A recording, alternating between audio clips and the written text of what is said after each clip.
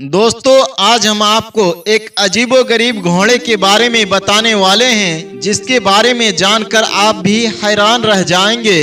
और साथ में हम परों वाले घोड़े या उड़ने वाले घोड़े की भी बात करेंगे। इस वीडियो को आप लाइक करें या ना करें, ये आपकी मर्जी, लेकिन इस वीडियो को आखिर तक जरूर देखें। दोस्तों, गांव के रहने वाला एक आदमी बहुत ही गरीब था। वो गरीब तो था, लेकिन उसका सबसे बहुत गहरा ताल्लुक था। उस गरीब आदमी के पास एक नस्ली घोड़ा था, जिसको देखने के लिए लोग दूर दूर से आया करते थे।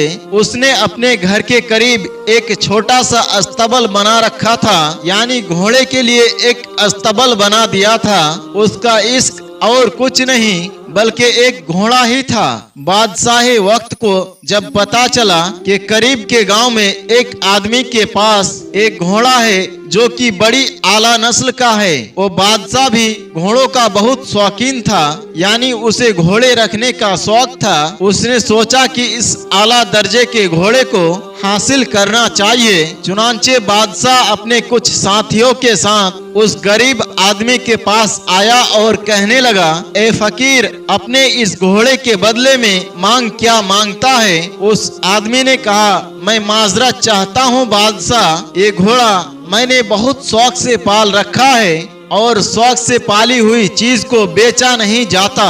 बादशाह ने उसे कहा, हम तुम्हें मुंह मांगी कीमत देंगे। लेकिन उस आदमी ने फिर भी माजरत कर ली। बादशाह कहने लगा, एक मर्तबा फिर से गौर कर ले, एक मर्तबा फिर सोच ले, हम तुम्हें अपनी एक रियासत दे देंगे, उसके बदले तू हमें एक घोड़ा दे दे। लेकिन वो आदमी फिर भी नहीं माना। मामला यहाँ तक जा पहुँचा कि बादशाह ने उसे आधी सल्तनत की पेशकश कर दी। उस गरीब आदमी ने कहा, बादशाह सलामत, अगर ये बिकने वाली चीज होती तो मैं पहले ही आपको दे देता, लेकिन इसका कोई मोल नहीं है। बादशाह एक नेक हुक्मरान था। उसने कहा, अच्छा तेरी मर्जी, अगर तू नहीं बेचना चाहता तो मत बेच। बादशाह के चले जाने के बाद गांव के तमाम लोग उस आदमी से कहने लगे, तू कितना बेवकूफ आदमी है। बादशाह तेरे पास आया और उसने तुझे आधी सल्तनत की पेशकश कर दी। अगर तुझे वो सल्तनत मिल जाती तो तेरे साथ साथ सारे गांव के मजे होते, तू हमारा बादशाह होता। तूने एक कितनी बड़ी हिमाकत की है, इतने बड़े खुशनसीबी को घर आए कबूल नहीं किया। तो उसने कहा, ये मेरा घोड़ा है, बादशाह ने इसका मोल लगाया, मुझे मंजूर नहीं था तो मैंने नहीं दिया।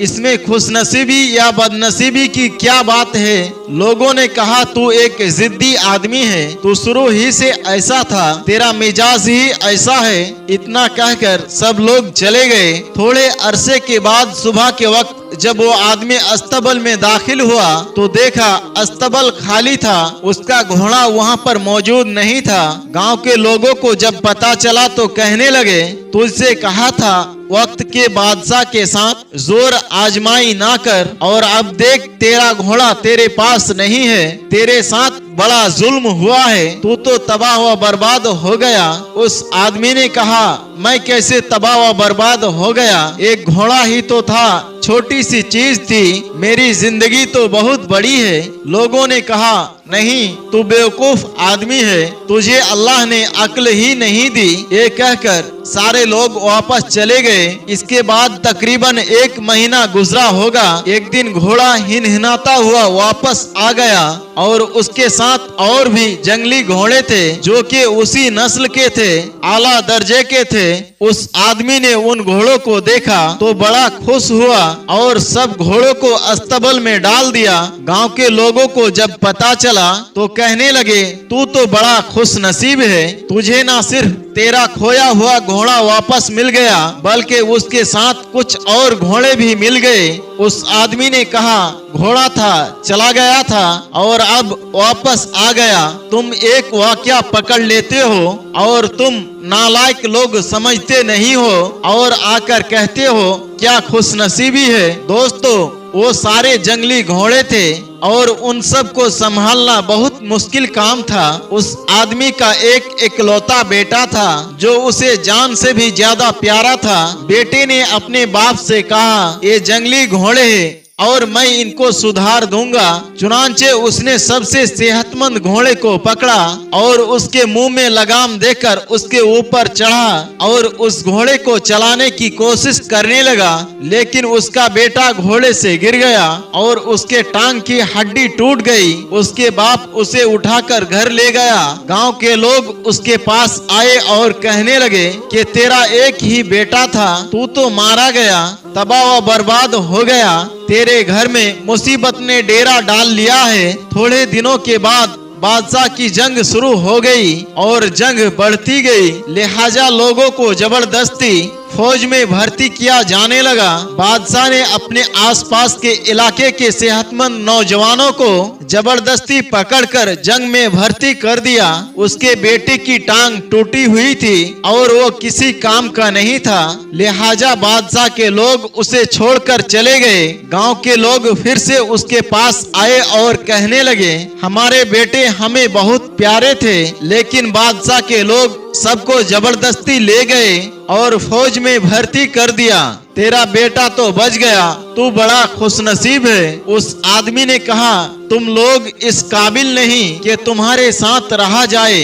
ये गांव ही नालायक लोगों का है जो जिंदगी के एक छोटे से हिस्से को सारी जिंदगी पर फैलाकर उसका नतीजा निकाल देते हैं। मैं माफी चाहता हूँ, मैं तुम्हारे दरमियान नहीं रहूंगा और मेरी और तुम्हारी जुदाई है। चुनांचे वो अपने बेटे और घोड़े को साथ लेकर किसी दूसरे गांव में चला गया। दोस्तों, अब अगर बात की जाए परो वाले घोड़े की, तो इसके बारे में भी आइए कुछ बात करते हैं। कुछ वक्त से सोशल मीडिया पर परो वाले घोड़े की बात चल रही है और ये कहा जा रहा है फला जगह परो वाला घोड़ा देखा गया, उड़ने वाला घोड़ा देखा गया। तो हम आपको बता दें, ऐसा कुछ नहीं है, कहीं भी कोई उड़ने वाला घोड़ा नहीं देखा गया है। ये सब एडिट किए हुए यानी फोटोशॉप किए हुए घोड़ों के फोटो होते हैं। आप इसकी तरफ ज्यादा ध्यान ना दिया करें। दोस्तों, आज की कहानी में बस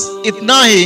आपने आज की इस वीडियो से क्या सीखा, कमेंट बॉक्स में जाकर जरूर कमेंट करें और साथ ही हमेशा की तरह इस वीडियो को अपने दोस्त अहबाब के साथ ज्यादा से ज्यादा शेयर करें। इंशाअल्लाह एक नई कहानी के साथ बहुत जल्द आपके खिदमत में हाजिर होंगे।